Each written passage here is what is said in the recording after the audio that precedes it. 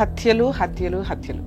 భార్యలు భర్తల్ని హత్య చేయడం, భర్తలు భార్యల్ని హత్య చేయడం, పిల్లల్ని తల్లులో తండ్రుల్లో హత్య చేయడం, తల్లిదండ్రుల్ని మూడు పాదాల్లో పాపం ఉండి ఒక పాదంలోనే పుణ్యం నడుస్తున్న సమాజంలో ఉన్నప్పుడు ఇంకొంచెం జాగ్రత్త పడాలిగా. ఎప్పుడు కట్నాల కోసం, అక్రమ సంబంధాల కోసం భర్తల్ని చంపేసి మనం పెరుగుతూ పెరుగుతూ పెరుగుతూ వెళ్తాం. పిల్లలకు ముందుగానే మీరు నేర్పించుకుంటూ పంపించండి, నాన్న ఒకటే పెళ్ళి. ఇంకప్పుడు ఆ ముహూర్తాలు, ఆ వ్యవహారాలు అవన్నీ ఎందుకు? విచ్చలవిడిగా సహజీవనాలు చేసుకుంటూ పోవచ్చుగా. న్యాయవేదికకు స్వాగతం.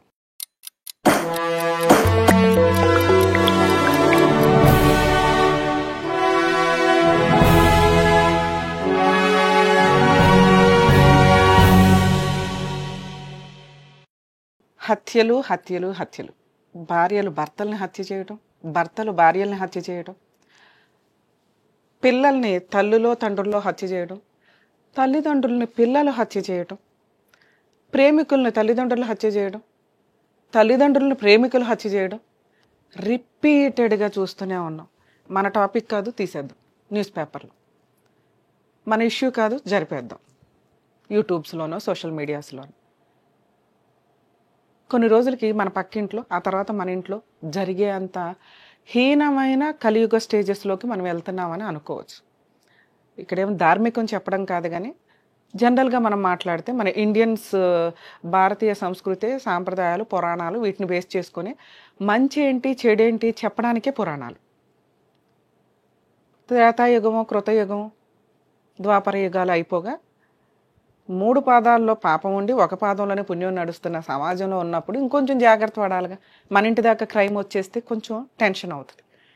హత్యలు ఎంత దారుణంగా అయిపోయినాయి అంటే, వీళ్ళు చేయొచ్చా వీళ్ళు చేయకూడదా కాదు, మనిషిగా పుట్టడానికి ఎంతో పుణ్యం చేసుకుంటే పుడతారు అనే ప్లేస్లో మనం పుట్టున్నప్పుడు హత్యలు చేయడానికి ఒక్క సెకండ్ కూడా ఆలోచించట్లా.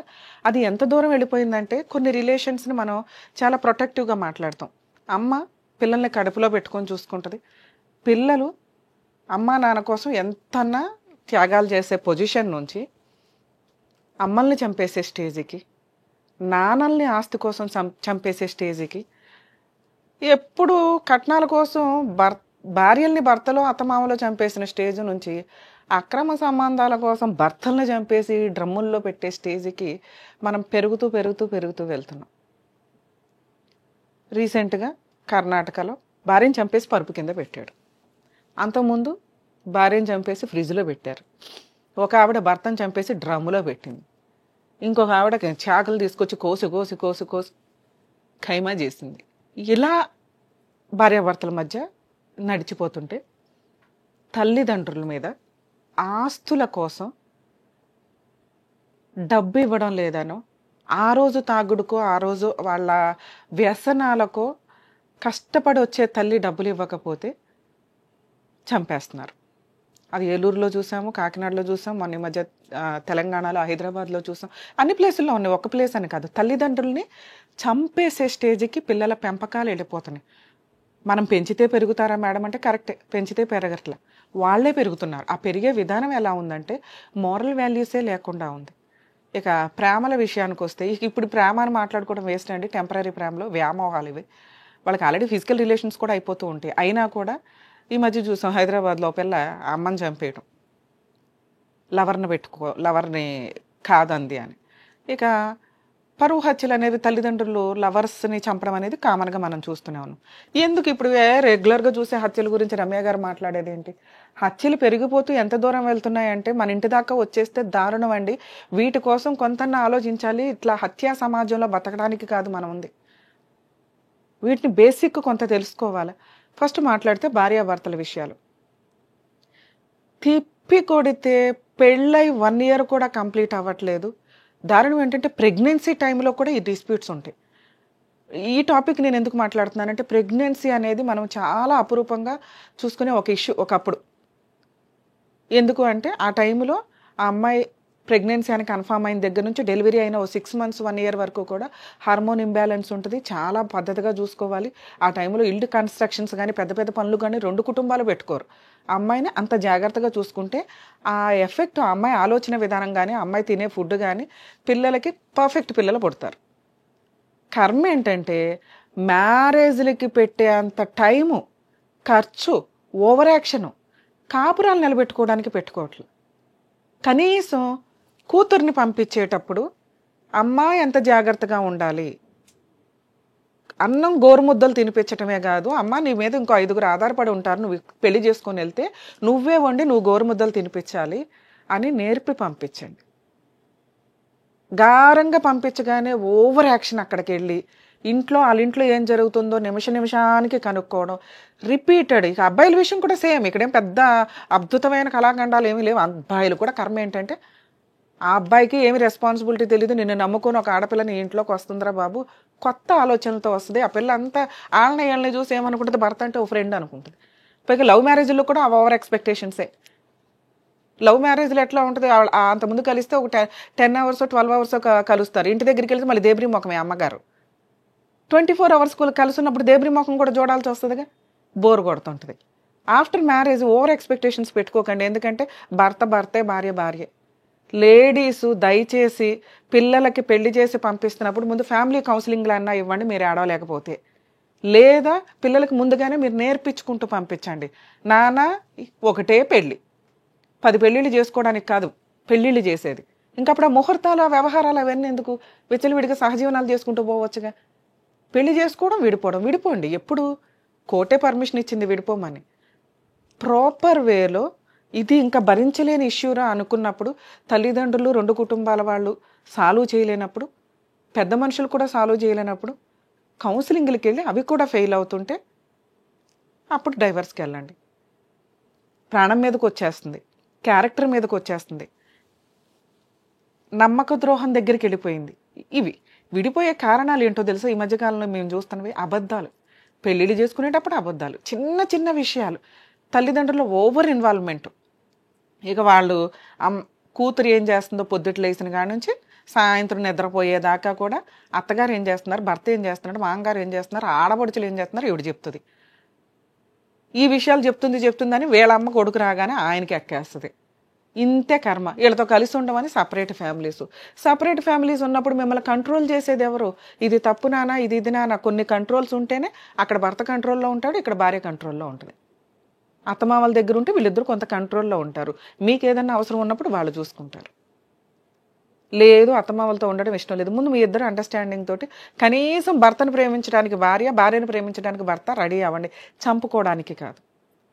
ఈ చంపుకోవడానికి మిగతా రీజన్స్ ఏం కనిపిస్తున్నాయి అంటే అక్రమ సంబంధాలు రిపీటెడ్గా కనిపిస్తున్నాయి. 2 అబ్బాయిలు చంపేయడానికి రీజన్ ఏంటి అంటే లీగాలిటీలో చాలా డిలే. డైవర్సే ఇచ్చే ఉద్దేశం ఉన్నప్పుడు కరెక్ట్ డైవర్సా రాంగ్ డైవర్సా ఏంటి? వేరే కంట్రీస్లో డైవర్స్ చేస్తే 3 months నుంచి 6 monthsలో ఇచ్చి పడేస్తారు. అలా ఇవ్వకపోవడం వల్ల అక్రమ సంబంధాలు కంటిన్యూ అవుతున్నాయి. సెకండ్ మ్యారేజ్లు చెప్పకుండా చాప కింద నీరులాగా అమ్మాయి కానీ అబ్బాయి కానీ చేసేసుకొని పోతున్నారు. ఎందుకంటే ఇచ్చే డైవర్స్ ఏదో అడిగిన ఒక పార్టీకి ఇష్టం లేకపోతే డైవర్స్ ఇచ్చేయండి అని సుప్రీంకోర్టు చెప్తున్నప్పుడు సగం కోర్టులో ఏం చేస్తారు, దీన్ని ఒక 5 years నడిపిస్తారు. ఓకే, కుటుంబ వ్యవస్థని నిలబెట్టాలి కాబట్టి ఒక 3 to 5 years అని అనుకోవచ్చు. అప్పుడైనా గెలుస్తారా అంటే అది లేదు. ఓవర్ డిలే డైవర్స్ కేసుల్లో, ఫ్యామిలీ మ్యాటర్స్లో పోనీ కంటిన్యూ అయినా డైవర్స్ ఇస్తే వీళ్ళు లీగల్గా ఇంకో పెళ్లి చేసుకోవడానికి ఉంటుంది. అది అబ్బాయి అడిగినా అమ్మాయి అడిగినా కోర్టులో బాగా డిలే అవ్వడం వల్ల మనమే ఒక టైప్ ఆఫ్ తప్పుని ఎంకరేజ్ చేస్తున్నామేమో అనిపిస్తూ ఉంటుంది. కొంచెం దీనికి లీగాలిటీ కాస్త ఫాస్ట్గా అవ్వడానికి ఏం అవకాశం ఉందో చూడడం బెటర్. ఎందుకంటే కౌన్సిలింగ్లు ఫస్ట్లోనే అయిపోతున్నాయి అర్థమవుతుంది. ఆ తర్వాత వాళ్ళు ఇంకో లైఫ్ చూడాలంటే 5 years నుంచి 8 years కోర్టుల్లోనే అయిపోతుంటే ఇంక ఏంటి వాళ్ళు నెక్స్ట్ చేసేది? ఇవి ఒక 10 to 12 years తర్వాత మీకు ఈ ఎఫెక్ట్ బాగా కనిపిస్తుంది. ఎందుకంటే పిల్లలు ఉండరు, అందరూ ముసలోళ్ళే మిగులుతారు, అక్రమ సంబంధాలు పెరుగుతూ ఉంటాయి, క్రైములు పెరుగుతూ ఉంటాయి. ఇక సెకండ్ టాపిక్ అంటే ఆ భార్యాభర్తల హత్యలు జరగకుండా ఉండాలంటే దయచేసి వాళ్ళకి కౌన్సిలింగ్స్, కాపురాలు నిలబెట్టుకోవడానికి మ్యాక్సిమం పని చేయండి, సపోర్ట్ చేయండి. కోర్టులో కొంచెం ఫాస్ట్గా ఒక పార్టీ వద్దు అంటే లీగాలిటీ ప్రకారం డైవర్స్ కొంచెం త్వరగా ఇచ్చేసి వాళ్ళకి అవతల వాళ్ళకి ఫైనాన్షియల్ సెటిల్మెంట్ ఎంతవరకు చేయగలం, పిల్లలకి ఎటువంటి సెటిల్మెంట్లు చేయగలం అనేది కొంచెం చూసుకొని ఫాస్ట్గా ఇదైతే బాగుంటుంది అనేది నా ఉద్దేశం. సెకండ్ మాట్లాడుకుంటే తల్లిదండ్రుల హత్యలు. రీసెంట్గా ఒక చూసామండి మనం, మేజరు బీటెక్ చదివిన పిల్లాడు అమ్మ డబ్బులు ఇవ్వలేదని సైకలాజికల్ ప్రాబ్లం వంక. మళ్ళీ సైకలాజికల్ ప్రాబ్లం లేనోడు ఎవరున్నాడు ఈరోజు? నా ప్రతి ఒక్కరికి సైకలాజికల్ ప్రాబ్లమే. ఎందుకంటే ఈ పట్టుకొని తిరిగితే మనుషులు ఎక్కడ ఉంటారు? అన్ని నాలెడ్జ్ వస్తాయి. మనిషి మాట్లాడుకోకపోతే హ్యాపీగానే ఉండం. ఫ్రెండ్స్ ఎక్కడున్నారు? మన టైంలో మనకు దొరికే 5 hours ఖాళీ టైంలో 5 hours మనం ఫోన్తో బతికేయగలిగే స్టేజ్లో ఉన్నాం. అంటే మనల్ని ఒక మిషన్ నడిపిస్తుంది, ఒక టెక్నాలజీ నడిపిస్తుంటే మనిషి అవసరం పోయింది అంటే కనీసం షేర్ చేసుకున్నప్పుడు వచ్చే ఫీలింగ్ పోద్ది. ఓ ఫ్రెండ్స్ పోతారు, రిలేషన్స్ పోతాయి, ఆలోచన విధానంలో క్రుయాలిటీ పెరుగుతూ ఉంటుంది. అన్నీ దొరికేస్తున్నాయి, అన్నీ తెలిసిపోతుంది, మనకు మనిషితో అవసరమే లేదు. ఈ సైకలాజికల్ డిప్రెషన్స్ వచ్చినప్పుడు కన్న తల్లి అని కూడా చూడకుండా ఆ తల్లి కష్టపడి శాలరీ తెచ్చి ఇల్లు పోషిస్తుంది. ఆవిడ టీచర్ అట. భర్త అంతంత మాత్రమే. ఒక్క కొడుకొని గారంగా పెంచుకుంటూ సైకలాజికల్ ట్రీట్మెంట్లు ఇప్పించుకుంటూ అడిగినంత డబ్బు ఇస్తూ ఉన్నంతలో ఆవిడ కష్టాన్ని చెప్పినా కూడా ఒక స్టేజ్లో బ్రేక్ అయ్యి ఉత్తినే వెళ్ళి పేక కోసేశాడు. ఫట్. ఇంకొక విషయంలో తాగుడికి డబ్బులు ఇవ్వలేదని, ఆస్తి రాసి ఇవ్వలేదని ఆ అమ్మని బండరాయి పెట్టి టప్పి కొట్టి చంపేశాడు. ఇంకొక కేసులోనూ అంతే, ఆస్తి రాసి ఇవ్వలేదని తండ్రిని గోడలు తీసుకొచ్చి నరికేశారు. ఇది చాలా డేంజర్గా ఉంది. ఎందుకు అంటే పిల్లల పెంపకము కరెక్ట్గా లేదు. 9:30 తర్వాత 10 తర్వాత వీళ్ళ చేతుల్లో ఫోను వద్దు, ఫోన్ తీసి ఇంట్లో హాల్లో పెట్టే పొజిషన్లోనో బీరువాలో పెట్టే పొజిషన్లోనో తల్లిదండ్రులు లేరు. మీరు ఎప్పుడైతే ఫోన్లు కంట్రోల్ చేయలేకపోయారో, మీతో ఒక 1 hour వాళ్ళు మాట్లాడలేకపోతున్నారో, మీ కష్టం ఏంటో వాళ్ళకి తెలియట్లేదు అంటే ఖచ్చితంగా వాళ్ళు రేపటి రోజున కాపురాలు సరిగ్గా చేయరు, ఏదైనా ప్రాబ్లం వస్తే నువ్వు తట్టుకోలేరు, సూసైడ్ల కన్నా వెళ్తారు, ఎట్లాగా క్రైమ్లన్నా చేయడానికి వెళ్తారు. ఇక ప్రేమ వివాహాల విషయానికి వస్తే పరువు హత్యలు అనే వాటిని కంట్రోల్ చేయడానికి గవర్నమెంట్ చాలా ప్రయత్నాలు చేసుకుంటూ వచ్చింది, జరుగుతానే ఉన్నాయి. పిల్లలే ఎదురు తల్లిదండ్రులను చంపేసే స్టేజ్కి వెళ్తున్నారు. ఈ హత్యలని కంట్రోల్ చేయాల్సిన అవసరం మీ ఫ్యామిలీలో జరుగుతున్న ఆలోచన విధానానికి మీరు ఆలోచించుకోవాలా. 2, లీగల్గా పనిష్మెంట్లు స్ట్రాంగ్గా పడతాయి, ఇమ్మీడియట్గా పడతాయి అనేది కొంత తెలియాలి. అలాగే తల్లిదండ్రులు ఈ టెక్నాలజీని పిల్లల క్రైమ్ ఆలోచన విధానాలు పెరగకుండా చూసుకోవడం మీ బాధ్యత. ఇప్పుడు కొత్తగా AI కూడా వచ్చేసింది. ఏది నిజమో ఏది అబద్ధమో తెలుసుకోవడానికే ఈ 5 years సోషల్ మీడియా లాక్డౌన్ తర్వాత వచ్చిన దానికి చచ్చిపోతుంటాయి జనాలు. ఇంకా దారుణం AI. రేపటి రోజున మనుషులు పెళ్లి చేసుకోరు. ఇప్పటికే ఎవడెవడో మాట్లాడుకోవట్లేదని చెప్పా కదా, ఫ్రెండ్షిప్ డిల్ చూటరేకుంటామా. రేపొద్దు పెళ్ళిళ్ళు కూడా మానేసి రూపంలో పెళ్లి చేసుకుంటా కూర్చుంటారు. ఎందుకంటే లీగాలిటీలో ఎవడు పడతాడు ఈ తలనొప్పి. వీటి గురించి ఖచ్చితంగా గవర్నమెంట్ కూడా రీథింక్ చేయాల్సిన అవసరం ఉంది. చట్టాలలో మార్పులు, పనిష్మెంట్లో ఇమ్మీడియట్ రిజల్ట్స్ వచ్చేలాగా కేసుల విషయాల్లో, అలాగే ఫ్యామిలీ కుటుంబ విషయాల్లో కాస్త కౌన్సిలింగ్, జాయింట్ ఫ్యామిలీసు, మనిషి అవసరం అనేది మనం ఇంక్రీజ్ చేసుకుంటూ వెళ్తుంటే రేపటి రోజున మనల్ని రోబోలు డామినేట్ చేయకుండా ఉంటారేమో అని నా ఉద్దేశం. Thank you.